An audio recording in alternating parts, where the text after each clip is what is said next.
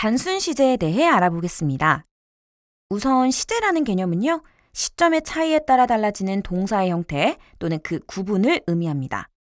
쉽게 말하면요, 어떤 문장에서 일어나는 동작이나 사건이 과거냐, 현재냐, 미래냐 등등에 따라 동사의 모습이 달라진다는 것입니다. 영어의 시제는 총 12가지가 있어요. 표를 보시면 do, 하다라는 동사가 이렇게 시제에 따라서 달라질 수 있다는 것을 알 수 있습니다. 즉, 우리가 시제를 배우고 나면요, 처음 보는 문장이어도 이 동사의 형태만 보고 동사의 시제를 알 수 있어요. 시제는 여러분들이 파트 7, 즉 독해 공부를 할 때도 내용을 이해하는데 꼭 필요한 개념이니까 강의를 잘 듣고 시제를 확실하게 이해해 주세요. 먼저 단순 현재 시제는요, 일반적인 사실, 반복되는 행동이나 습관, 현재의 일관된 상태를 나타낼 때 쓰는 시제입니다. 그런데 이 시제는 주어의 인칭에 따라 형태가 조금 달라져요.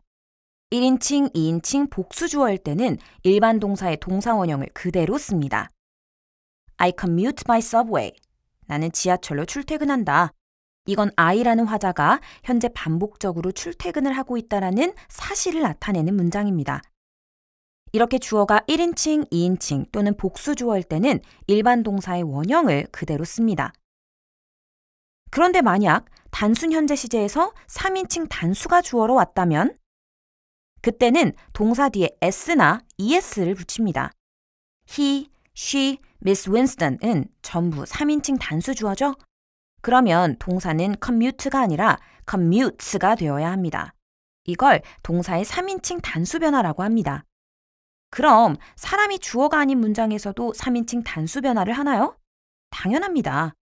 It, the device는 단수이고 3인칭이기 때문에 동사는 work가 아니라 works로 써야 하는 거죠. 어떤 분들은 이게 별게 아니라고 생각하시는데 이것과 관련된 문제가 토익에 나오기도 하니까 꼭 기억해 두세요. 그럼 단순 과거는 뭘까요? 이건 과거의 특정 시점에 일어난 일이나 사실을 나타냅니다. 여러분이 파트 6나 7 지문에서 아주 많이 접하는 시제이기도 하죠.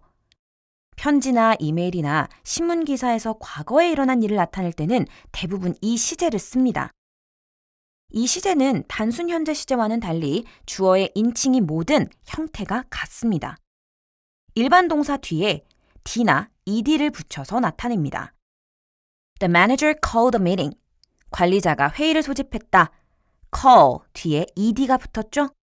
이렇게 생겼으면 이 문장은 단순 과거 시제입니다. 관리자가 회의를 소집했다라는 과거 사실을 나타내는 문장이죠. 근데 이 과거 시제와 함께 잘 쓰이는 시간 표현들이 있습니다. 과거 시제니까 당연히 과거의 시간을 나타내는 표현들이겠죠? recently, 최근에, yesterday, 어제, ago, 얼마 전에, last, 지난 언제에 라는 표현들로 이런 표현들은 과거를 나타내는 시간 표현들이기 때문에 과거 시제와 함께 잘 쓰입니다. 예를 들면 The manager called a meeting yesterday. 관리자가 어제 회의를 소집했다. 이렇게 쓸 수 있는 거죠. 이 표현들은 반드시 알아두시고요. 마지막으로 단순 미래 시제는요. 미래에 할, 일어날 것이라고 추측되는 일을 나타냅니다. 미래라는 건 지금 현재 말하고 있는 시점보다 더 나중에 오는 시간입니다. 1시간 후일 수도 있고 내일일 수도 있고 10년 후일 수도 있어요. 단순 미래 시제는 will, 동사 원형의 형태로 씁니다. will만 쓰거나 동사 원형만 쓸 수는 없어요. The exhibition will close. 그 전시회는 끝날 것이다. 이건 전시회가 끝난 것이 아니라 미래 언젠가 끝날 것이라는 뜻입니다. 참고로 will은 조동사인데 조동사는 주어의 인칭이 무엇이든 간에 항상 같은 형태를 씁니다. 주어가 I든 you이든 it이든 항상 will 동사 원형이에요. 이 미래 시제와 함께 자주 쓰이는 시간 표현들도 있습니다. soon, 곧, tomorrow, 내일, next, 다음 언제에 이런 표현들은 미래 시제에서 쓰이죠. 예를 들어 방금 배운 문장에서 The exhibition will close next Friday. 그 전시회는 다음 주 금요일에 끝날 것이다. 이런 식으로 쓸 수 있겠죠. 미래를 나타내는 표현들도 꼭 알아두셔야 합니다. 그리고 단순 미래 시제 형태는 한 가지가 더 있습니다. be going to인데요. 이미 정해놓은 미래 계획이나 의도를 나타낼 때는 will 동사 원형보다 be going to 동사 원형을 주로 씁니다. 이때 비동사는 주어의 인칭에 맞는 현재 시제를 씁니다. 이게 무슨 말이냐면요. 주어가 I라면 I am going to discuss the issue this afternoon. 주어가 she면 she is going to discuss the issue this afternoon. 주어가 we라면 we are going to discuss the issue this afternoon. 이런 식으로 쓸 수 있다라는 겁니다. 주어가 I인지 she인지 we인지에 따라 비동사는 달라지고 am, is, are과 같은 현재형을 씁니다. 하지만 be going to가 쓰인 문장은 미래 시제를 나타낸다는 거 잊지 마세요. 자, 그럼 시제 문제는 토익에서 어떻게 나올까요? 동사 자리에 빈칸이 있고요. 보기가 서로 다른 시제로 이루어진 문제가 출제될 수 있습니다. 이때 문장에 특정 시점을 나타내는 표현이 있으면 그 표현을 단서로 삼아서 알맞은 시제를 고를 수 있겠죠. 그럼 문제를 볼게요. The IT technicians, 빈칸, new software, on all employees' computers next month. The IT technicians가 주어인 것 같은데 그 다음에 동사가 없죠? 보기를 확인하니 시제가 여러 개네요. 그러면 알맞은 시제를 찾는 문제입니다. 그런데 문장을 잘 살펴보니 next month라는 시점 표현이 있어요. 다음 달이라는 의미로 미래입니다. 그러면 정답은 미래 시제인 B, will install이 되겠네요. 정답을 넣어보면 The IT technicians will install new software on all employees' computers next month. 즉, 다음 달에 IT 기술자들이 전 직원의 컴퓨터에 새로운 소프트웨어를 설치할 것이다. 이런 의미가 되겠습니다.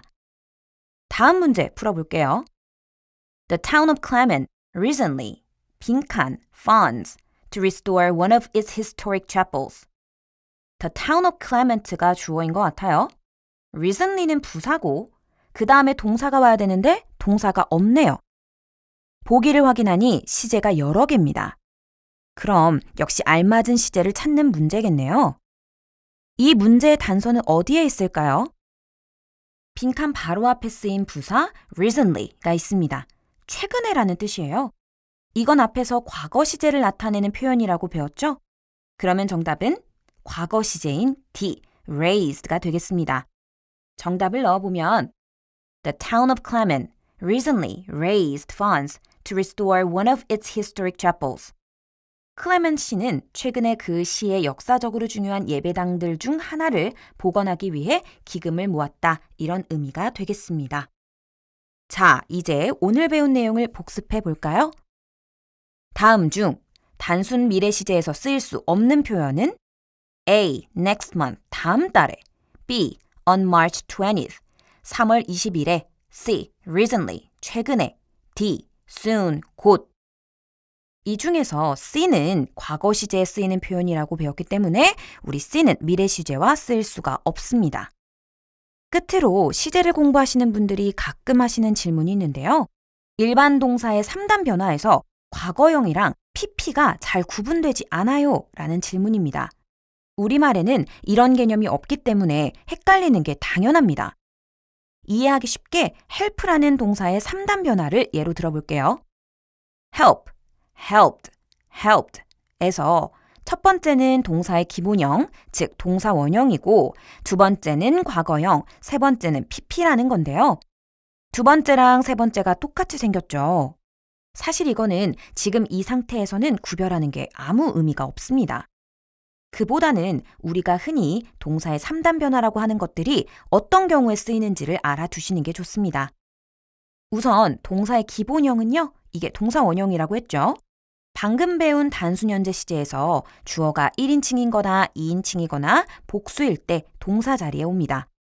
그리고 to 부정사에서 to 뒤에 오고요. 조동사 뒤에 쓰이기도 합니다.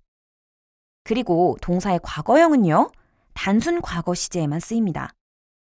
그럼 동사 3단 변화에서 맨 마지막에 오는 PP는 언제 쓰이나요? PP는 past participle이라는 것의 약자입니다. 우리말로는 과거분사라고 하는 건데요. 이 과거분사는 완료 시제에서 have 뒤에, 수동태 문장에서 비동사 뒤에 쓰입니다. 완료 시제와 수동태는 해당 강의에서 여러분들이 더 자세히 배우실 수 있습니다.